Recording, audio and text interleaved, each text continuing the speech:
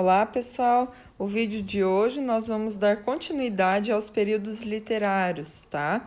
Nós já vimos o primeiro período literário no Brasil, que era o quinhentismo, lá em 1500 até meados de 1600. Depois veio o barroco, né? 1600, mais ou menos, também em torno até de 1700. E agora o arcadismo no Brasil, tá? Começa então 1768 e vai até 1836, certo? Se vocês tiverem dúvida, quiserem pesquisar um pouco mais sobre os outros períodos literários, então tem os vídeos que eu gravei explicando sobre o quinhentismo e sobre o barroco, tá? Então vamos lá sobre o arcadismo. O arcadismo no Brasil, ele também é conhecido como setecentismo. Lembra lá quinhentismo, 1500, seiscentismo, 1600, então agora setecentismo, porque começa ali meados de 1700. Ou também pode ser chamado de neoclassicismo, certo? Mas vamos trabalhar aqui pensando só em arcadismo, que é um termo mais fácil de decorar. Então, o arcadismo é um movimento literário que nasceu no continente europeu no século XVIII, durante uma época de ascensão da burguesia e de seus valores políticos, religiosos e sociais. Então, a primeira coisa que a gente sempre tem que lembrar quando a gente trabalha literatura é que normalmente começa o período literário lá em outros países, na Europa, para depois chegar aqui no Brasil. Então, primeiro existiu o arcadismo lá no continente europeu, depois de um tempo que veio para o Brasil, tá? No Brasil, o arcadismo teve como marco inicial a publicação de Obras Poéticas de Cláudio Manuel da Costa em 1768. Então, por isso que a gente fala que o arcadismo no Brasil começa nessa data, porque essa obra aqui, né, Obras Poéticas, esse título de Cláudio Manuel da Costa, foi a primeira obra publicada, né, aqui no Brasil com essa característica do arcadismo, tá?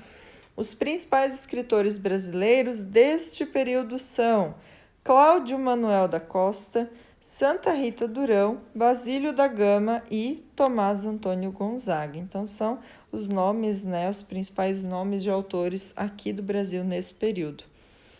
De forma geral, o arcadismo é conhecido por ser um movimento que exalta a natureza e a vida bucólica. Gente, isso é muito importante. Essa é a principal característica aqui do arcadismo, a exaltação da natureza e a vida bucólica. O que é vida bucólica? É a vida no campo. Então, memorizem essa palavra aqui. Vida bucólica significa a vida no campo, de quem mora, de quem habita o campo. Seu nome foi dado a partir de uma região grega chamada Arcádia, que era dita como a morada do deus da natureza, o deus Pan. Então, aqui a gente já percebe também uma característica do arcadismo, que vai trazer muito essa questão da mitologia grega. Esse deus Pan aqui, considerado como deus da natureza, é da mitologia grega, tá? Tanto que prestem atenção na escrita Deus com D minúsculo, tá? É importante sempre a gente fazer essa observação. Quando a gente se refere a deuses, né, de maneira geral, deus da mitologia, então a gente utiliza o Deus com D minúsculo, no sentido de um substantivo comum. Quando eu me refiro a Deus, né, do cristianismo, aí sim a gente escreve com Deus com D maiúsculo, aliás, Deus com D maiúsculo, porque é o nome de Deus, né? Deus é para ser um nome próprio, certo? Então, sempre saber essa diferença. Deus minúsculo seria no sentido mais amplo, quando a gente se refere aos deuses, certo? Então, continuando, aqui a gente tem uma imagem, né, uma figura que representa essa vida bucólica. Lembra que eu falei que a principal característica é a exaltação à natureza, o desejo, né, de ter essa vida no campo. Principais características do arcadismo. Os autores utilizavam pseudônimos. O que são pseudônimos? São nomes falsos. Então, os autores, né, quem escrevia os textos na época, eles criavam nomes falsos para eles. Por quê? Ou seja, o eu lírico era caracterizado como um pastor e a mulher amada como uma pastora. Aqui, pastor e pastora de ovelha, tá? Não tem a ver com... não tem a ver com a religião aqui, certo? Então, pastor no sentido de pastor de ovelha. Então, nós vamos ter um pastoralismo ou fingimento poético. Então, o que a gente tem aqui? Os autores, eles inventavam nomes diferentes, né? Eles criavam outros nomes para eles, para fazer de conta que eles eram pastores, pessoas do campo. Então, era como se fosse um personagem que eles criavam, certo? Então, por isso a gente dá o nome de fingimento poético. Eles estavam fingindo ter uma personalidade, uma maneira de vida que eles não tinham, tá? Porque cabe ressaltar, no entanto, que os membros da Arcádia eram todos burgueses e habitantes dos centros urbanos. Por isso a eles são atribuídos um fingimento poético, isto é, a simulação de sentimentos fictícios. Então vamos lá. Na época, essas pessoas, né, que nós vamos ter aqui no arcadismo, eles tinham um desejo muito grande de morar no campo, uma exaltação à natureza, eles queriam morar no campo. Então, como eles eram burgueses, moravam nos centros urbanos, nos centros das cidades, então eles sempre criavam esses personagens, digamos assim, esses nomes falsos, né, os pseudônimos, para escrever textos como se eles habitassem lá como se eles morassem, né, na natureza, como se eles morassem no campo. Então, eles criavam como se fosse uma outra pessoa, né, um personagem. Tá? Então, por isso que é um fingimento poético, porque eles não eram moradores do campo, eles eram moradores dos centros urbanos. Tá? Mas por que eles faziam tudo isso? A gente vai ver na sequência. Então, aqui a gente tem mais uma imagem mostrando essa ideia de pastoralismo, né? As ovelhas como se fossem, né, um pastor e uma pastora de ovelhas. Aqui, então, a gente entende um pouco mais sobre essa ideia, né, de querer tanto idealizar a natureza. Eles tinham uma visão da cidade como local de sofrimento e corrupção. Então, para eles, a cidade não era um lugar bacana de se viver, eles não gostavam de morar na cidade. Era um local de sofrimento, de corrupção. Aí vem a expressão em latim que diz fugere urbem. Fugere urbem significa fugir da cidade. Então, essa expressão era utilizada muito nessa época do arcadismo. É como se eles quisessem fugir da cidade para ficar no campo, na natureza, num lugar tranquilo e agradável, tá? Elogio ao equilíbrio e desprezo às extremidades. Aí aqui a gente tem outra expressão em latim que é aurea mediocritas. Expressa a ideia de que só é feliz e vive tranquilamente quem se contenta com pouco ou com aquilo que tem, sem aspirar a mais. Então, eles tinham essa ideia de que, mesmo eles sendo pessoas, né, mesmo sendo da classe burguesa, morando na cidade, eles acreditavam que o campo era um lugar melhor de viver, eles acreditavam que podia se viver melhor apenas com o pouco, né, sem querer ter mais, né? Então essa era a visão que eles tinham, né? Acreditavam que isso trazia felicidade. Os temas eram simples, né? Então temas, né, dos textos dessa época eram simples, eram sobre o amor, a vida, o casamento, a paisagem. Então esses temas bem simples. Nós vamos ter também como característica o desprezo aos prazeres do luxo e da riqueza, tá? Então, sempre essa questão, né, da simplicidade, o campo, eles desprezavam o luxo e a riqueza. Também vamos ter aqui outra expressão em latim Inutilia truncat, que significa cortar o inútil, principalmente nos textos, eliminar os excessos.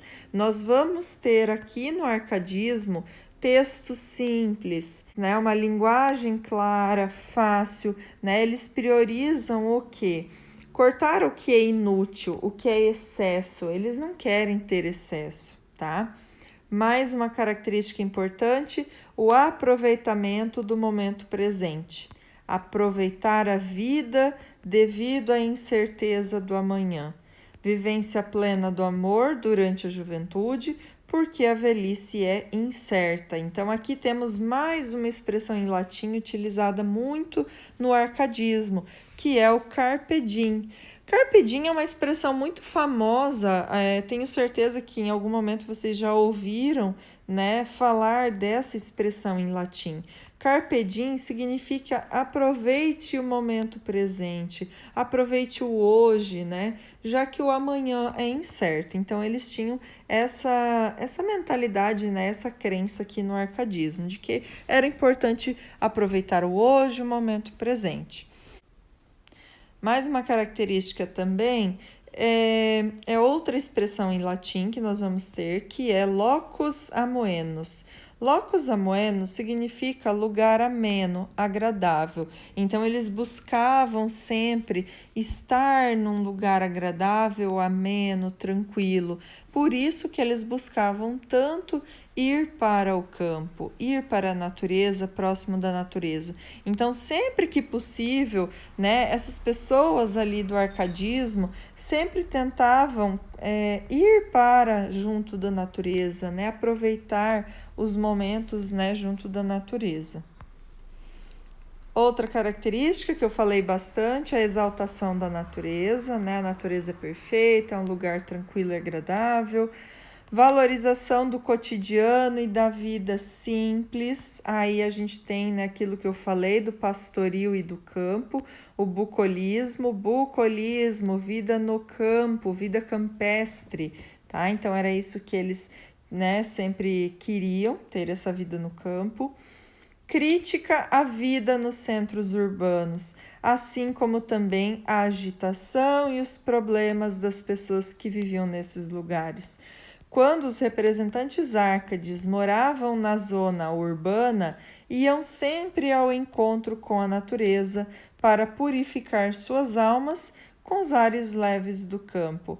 Olha que curioso, muitas dessas características a gente percebe hoje, né? Quem mora em centros grandes, em cidades grandes, também tem esse desejo de fugir da agitação dos centros, né, da cidade grande para ir para um lugar tranquilo. Aqui a gente percebe quantas pessoas que gostam de ir para a praia, para aproveitar um lugar tranquilo. Então é nesse mesmo sentimento. Mas imagina, em 1700 e cacetada, né, eles já gostavam de fazer isso. Imagine hoje que a agitação é muito maior, né? Então já naquela época eles tinham esse desejo de sair da agitação da cidade grande e ir para um lugar mais tranquilo. Então, sempre que possível, eles iam, né, para junto da natureza, para perto da natureza.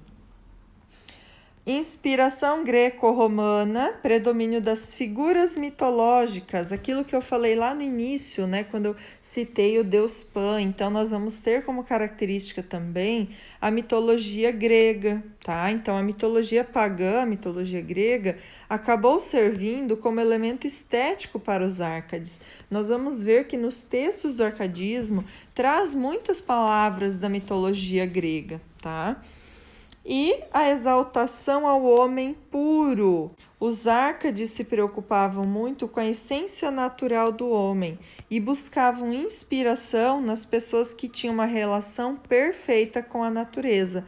Então, para eles, qual era o homem? Quem é que tinha uma relação perfeita com a natureza? Os indivíduos que mais se aproximavam eram os pré-históricos, os homens primitivos. Então, eles exaltavam a pureza, a beleza e a ingenuidade do homem primitivo, que ainda não fora corrompido pelos padrões sociais. Então, eles acreditavam que o homem primitivo né? O homem pré-histórico era um ser, para eles idealizado, um ser perfeito, não tinha sido corrompido pela sociedade, né? Por todas as questões que a gente tem na sociedade de preconceito, né, de crenças, enfim, era um homem puro, ingênuo, que não tinha sido corrompido ainda pelos padrões sociais, né? E aqui no Brasil, pensando nessa questão do homem puro, nós vamos ter o quê? O índio. O índio é tido como o homem puro, né? Então é a representação aqui desse homem primitivo, né? Nós vamos ter o índio, que pensando no Brasil